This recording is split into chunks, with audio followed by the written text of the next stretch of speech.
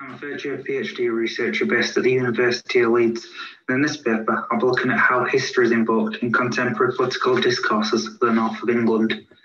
The findings in the paper are drawn from research undertaken as part of my PhD studies, which focused on the framing and politicisation of the north within contemporary political debate. As part of this research, I've carried out over 55 interviews so far with key political actors relevant to ongoing debates about the north. And during these interviews, I've been struck by the variety of different ways in which the history of the north is interpreted and presented. This paper therefore draws on some of this interview data alongside findings from the literature and other documentary sources. There are many ways in which the history of the north is invoked in contemporary political discourses, from ideas of northern distinction dating back to the Romans, Vikings, the harrying of the north and the pilgrimage of grace. But unfortunately, there's not enough time to discuss all this here. So for this reason, the paper focuses on the way history of one common theme that runs throughout the discourses of the north is that's the history of industry and ideas associated with the industrial north. In taking this focus, the paper highlights how the north's industrial past is invoked in cultural, economic and political terms. To do so, it proceeds as follows. First, it will highlight how the north's industrial heritage is often invoked in cultural terms, both positively and negatively, as a marker of northern cultural distinction and a driver of a distinct sense of northern identity. Second, the paper will look at how understandings of the history of deindustrialisation in the north in the context of current discourses of economic decline and regional inequality. In doing so, it explores different perspectives on the extent to which this historic decline is viewed predominantly as a product of wider economic forces, and perspectives on the extent to which this decline was viewed as driven by political choice. Third, the paper will turn its attention to the ways in which some of these legacies associated with the north's industrial past and its subsequent decline are invoked to explain the change in party political dynamics in the north of England. The aim of this paper is not to interrogate and approve or disprove different accounts of the north's past, but to highlight the complex nature of historical interpretations of the north and to discuss their relevance to contemporary political discourses of the north today. Before going further, it's useful to consider what's meant here by the term the north. While there have been many attempts to define the north according to historic and cultural criteria, economic criteria, or along administrative lines, there's little agreement over the precise boundaries of the region. And for this reason, the paper doesn't seek to provide its own definition of the north here. Instead, it's more interested in understanding how different political actors define the north and how this impacts their views on the history and politics of the region. Here, it's also necessary to acknowledge that the north is not one homogeneous region and that there are different significant nuances and differences across it. The analysis in this paper predominantly concerns the industrial and post-industrial areas of the north. That includes most of the major cities and towns and population centres, but not all of them. And arguably, these areas have much in common with parts of the Midlands, perhaps more so than parts of the rural north.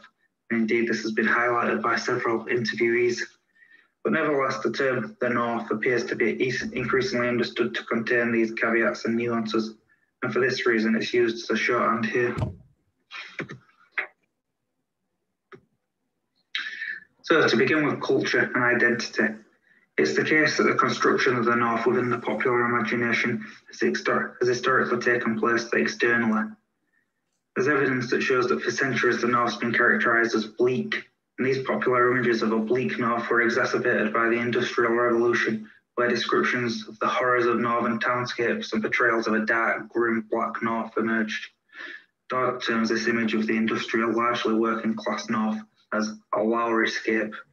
And this Lowryscape vision of the north has long been widely employed in cultural imaginations of the region, in literature, TV, and in film. But despite its internal construction and the initial negative connotations, unsurprisingly, given the prominence of this industrial north image in the cultural imagination of the region, it's the north industrial heritage that appears to have the most profound effect on the formation of a distinct sense of shared northern identity that still exists today. It's been co-opted by northerners, if you like. In terms of the personal characteristics that this northern industrial culture is said to endow, Pocock highlights that it's the roughness of the landscape and life generally in the north has historically been portrayed as imbuing its inhabitants with a certain harshness embodied by northern grit and an earnest, matter-of-fact nature. This passage from the leader of Barnsley Council, Sir Stephen Horton, highlights this resonance.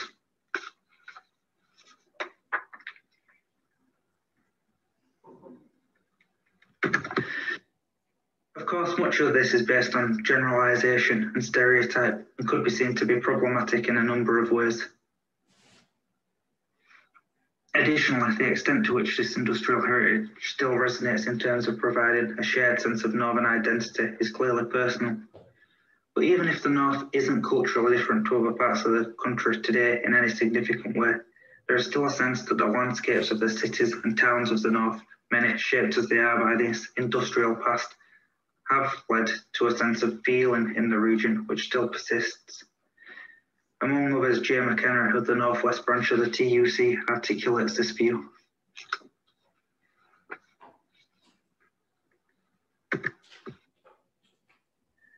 The persistent resonance of this industrial history is not just felt in cultural terms, it also plays a prominent role in contemporary discourses of the socio-economic North.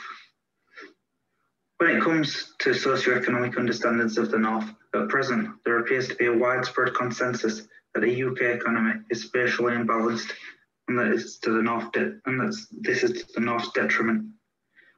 Although this is not always understood in terms of a simplistic North-South divide, as we'll see below.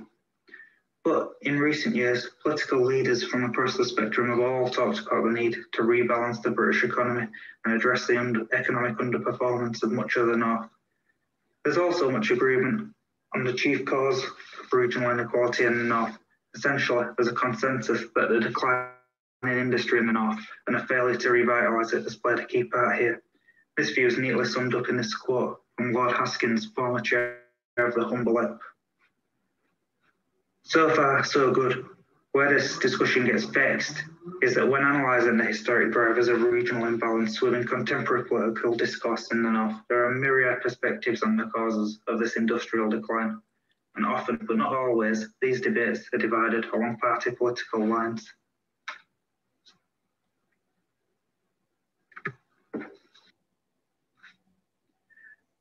When it comes to the causes of northern industrial decline, a distinction can be made between those who prioritise the role of wider, often global economic forces and those that prioritise the role of political choice. To start with the role of economic forces, as Martin highlights, there's a sense among some that the shift from industrial capitalism to post-industrial capitalism that's been witnessed in many countries was simply a product of unstoppable change in economic circumstances. That industry declined in the North, while a service-based economy boomed largely in the South, which is merely an unfortunate byproduct of these forces. This view is typified in the comments from Lord Young given in 1987, who was then Secretary of State for Trade and Industry. In his view, the North had had its day, now it was simply the turn of the South.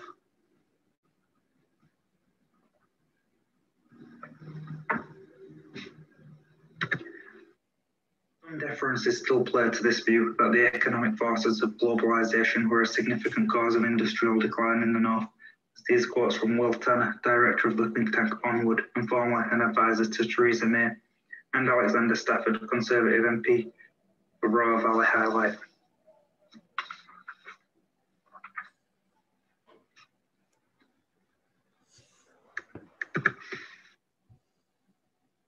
Nevertheless, many, including the two quoted on the last slide, acknowledge that the economic forces alone do not arise and operate in a power vacuum, and that political choices have also played a significant role in the decline of the industrial North. Yet, again, there's disagreement in terms of the details. Much of the political economy literature and ideas of a North-South socio-economic divide and regional equality in the UK suggests that there's an innate degree of southern bias within the British political economy. Far from merely being the product of market forces, It's argued that the North-South economic divide owes much to historic and persistent policies of government intervention in the economy and industry, where winners are backed while others are left to their own devices. It's argued that in the past 40 years, as regional inequality has worsened, far from seeking to offset regional imbalances, government intervention in the form of industrial policy can be seen to have exacerbated them.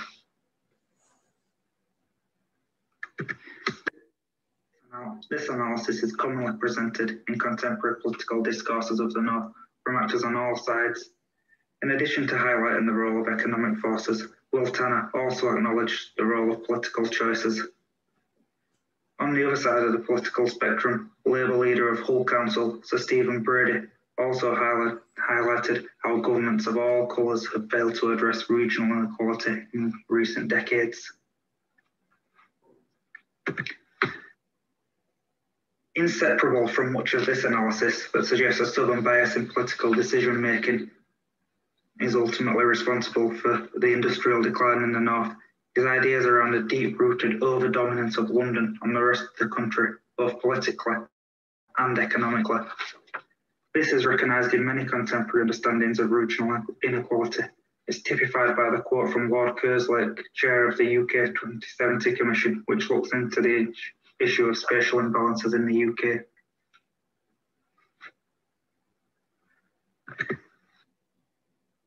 It's been said that historically, despite the distinctly privileged position of London within the country's economy, a London versus the province's discourses has been less prominent and less influential than that of the idea of a north-south divide.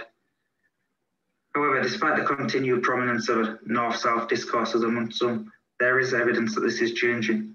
My research suggests that the extent to which these concentrations of deprivation in the north are indicative of a simplistic north-south divide is often brought into question, sometimes even by those who see the north as disadvantaged in general terms. For many, there appears to be a strong sense that the north's socio-economic challenges are the result of wider issues of regional inequality across England and the UK as a whole. And as such, there's a strong sense of a divide between London and the southeast and everywhere else, rather than simply a north-south divide.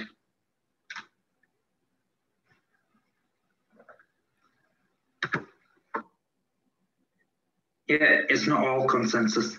There's also a significant party political dimension to these readings of the role of political choice. So, while there's a sense among many that successive governments have been biased against the north of England for half a century or more, it's the case that the politics of Thatcherism and the economic policies of the Conservative governments of the 1980s are seen by some to be particularly culpable for the industrial decline of the north. Unsurprisingly, this view is predominantly associated with Labour representatives and trade union officials, as exemplified here with quotes from Alex Sobel, Labour MP for Leeds North West, and Bill Adams, Regional Secretary of the Yorkshire and Humber branch of the TUC.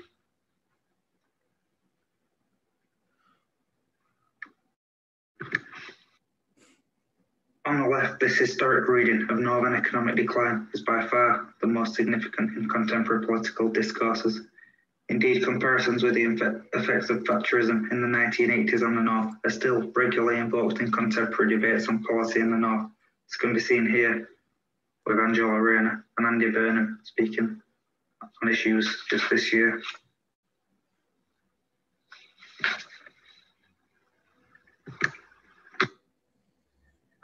Finally, when it comes to the ways in which the past is invoked in contemporary political debates concerning the electoral politics of the North, there's again much focus on the industrial or post-industrial North, which comprises significant parts of the so-called Red Wall, which is now so prominent in political discourses of the region. As we know, Labour had been dominant in these areas for much of the post-war decades, yet their hold on them had been weakening in recent elections, culminating in significant Conservative gains in many of these seats at the last election. When it comes to the reasons for this, much is made of the particular circumstances of the 2019 election, not least issues of Brexit and the unpopularity of Jeremy Corbyn. But there's also much consideration of the longer-term drivers of this result. Issues such as cultural and demographic change associated with the economic change discussed previously is often highlighted. Additionally, there's much focus from actors on both sides of the political spectrum on the idea of the North as having been left behind, ignored, or abandoned politically in recent decades, although the understandings and framings of this manifest in different ways. When it comes to the idea of cultural change being at the heart of the electoral shifts in the north of England, several historic factors are highlighted. Some see the economic change highlighted previously as leading to profound changes in the social and political culture in many parts of the north, which is thought to have negatively impacted Labour in the region. Toby Perkins, Labour MP for Sheffield, and Alex Sobel highlight these challenges.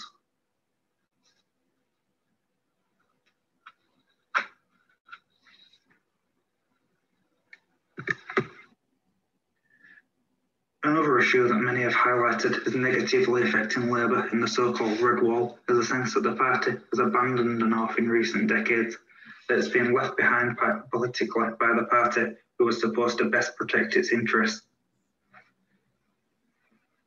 This sense of historic abandonment of the North by Labour has been invoked by actors from across the political spectrum. Labour MP for Gateshead, Ian Mains, speaks of the sense of Labour failing to deliver for the North when it was last in power, and to the sense of abandonment associated with that, specifically in parts of the North East. While former leader of the Green Party, Natalie Bennett, has highlighted this too, pointing to the longer-term decline of the Labour vote in some parts of the North. And as such, she suggests that the 2019 result in the so-called Red Wall was more of a Labour defeat than a Conservative victory. Similar sentiments can be seen from a Conservative perspective. These quotes from Northern Conservative MPs again speak to a long-term vote speak to the idea of Labour long becoming predominantly a southern metropolitan party that has left behind its former voters in the post-industrial North. This issue has received a lot of attention in some circles since the election, and the early signs suggest that it's something Keir Starmer will try to address, but whether it's successful or not in doing so remains to be seen. Coupled with these arguments concerning a turning away by Labour, there's also the issue of the growing appeal of the Conservative Party in parts of the North, which had long been seen as off limits to the party. Here, it's suggested by some that there's been a detoxification of the Conservative Party in the north of England. For some, the long-held idea that a vote for the Conservatives is unpalatable for many in the post-industrial North because of the arguments highlighted previously concerning the perceived role of the Conservatives and Thatcherism in particular in the North's economic decline in the 1980s is now largely obsolete. There's a sense that if this was holding Northern voters back from voting Conservative previously, that this has now changed. Again, this can be seen as on a cross-party basis, as these quotes from Diana Johnson, Labour MP for Hull North, and Will Tanner highlight. But despite this strain of thinking, as we saw in the previous section, this has not stopped some on the left continuing to invoke the history of Thatcherism in the North in contemporary discourses.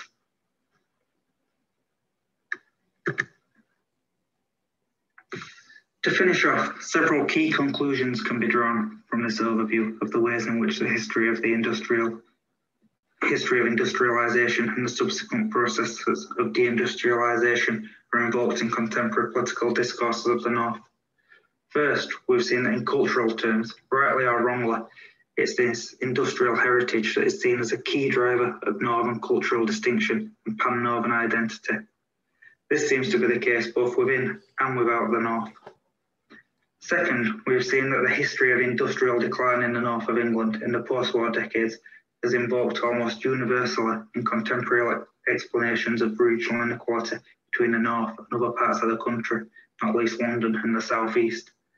Nevertheless, there are substantial disagreements over the underlying drivers of this industrial decline, often but not always along party political lines.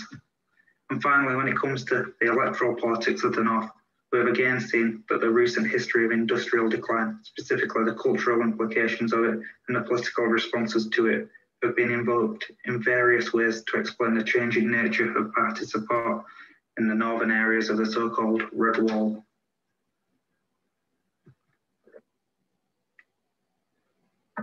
Sadly, throughout many of these narratives, There runs a sense of loss and pessimism evident in the ideas of struggle, decline, left-behindedness, and abandonment.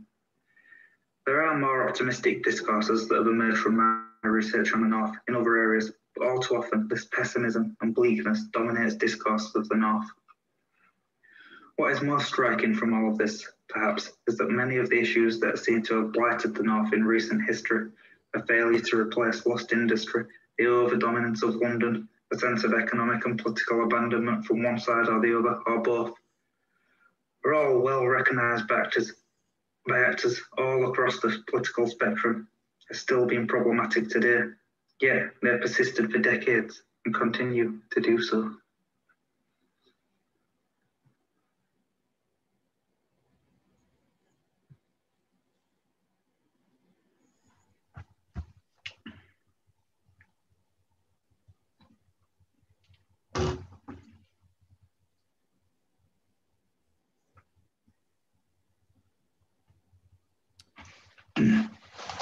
There we go. So that was Ryan Swift on a look into how discourses of the North have been used, particularly its history. I wonder if we open up the floor now to questions from anyone, either in the chat function or if you just want to raise your hand if you've got a question for Ryan. Josie. Thanks, Ryan. That was really, really, really interesting and clarified a lot of things to me that I'd already been thinking about. As a Cornish person, I don't really know if this is a question or a comment or whatever, but Cornwall is obviously kind of distinct for many reasons. But what you're talking about how this boundary is contested, and I just wondered, in any study of the discourse, what you'd found around Cornwall's place in this contested north-south divide, if that is a question at all. Yeah, thanks for that, Josie. Glad you found it interesting. I think the idea that we're kind of moving away from a simplistic north-south divide, as I mentioned, is becoming more popular, even amongst leaders in the North who might talk about the North being disadvantaged in general terms, but I think when you get into it, they often talk of a divide between London and the southeast and everywhere else. So a lot of people I speak to make comparisons between the North and lots of parts of the Midlands, and then of course the southeast as well.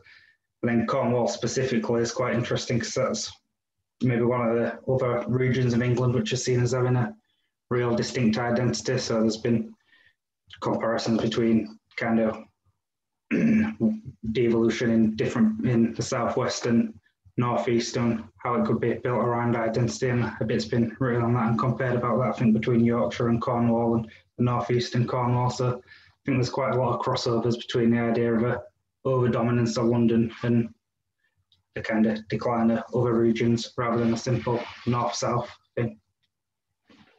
I suppose it comes back to like you're talking about what definitions are most prominent, because certainly the industrial thing is something that marks the North as distinct.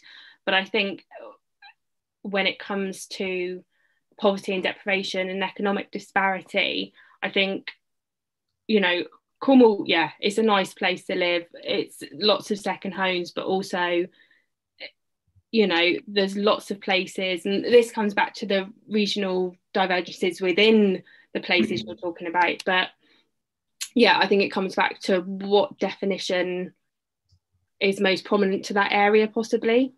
Yeah, I agree. I mean, I used the kind of theme of history because lots of these discourses kind of, that narrative run throughout, but I think just more general in terms of the socioeconomics, I agree that it's more of a regional thing rather than a north-south thing. Thank you, I found it really interesting. Thanks. Okay, and if we go to a question in the chat, I think as well, there's a question there from Heiying Jenny Yang.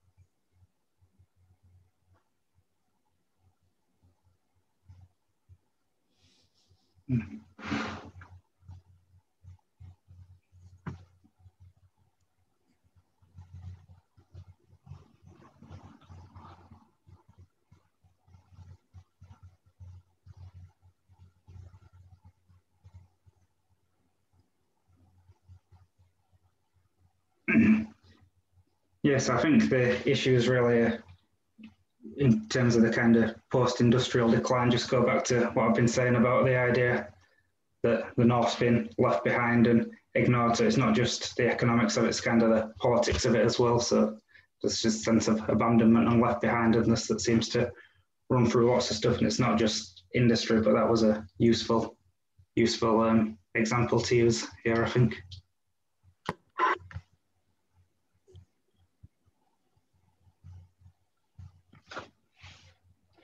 Okay then, any other questions for Ryan?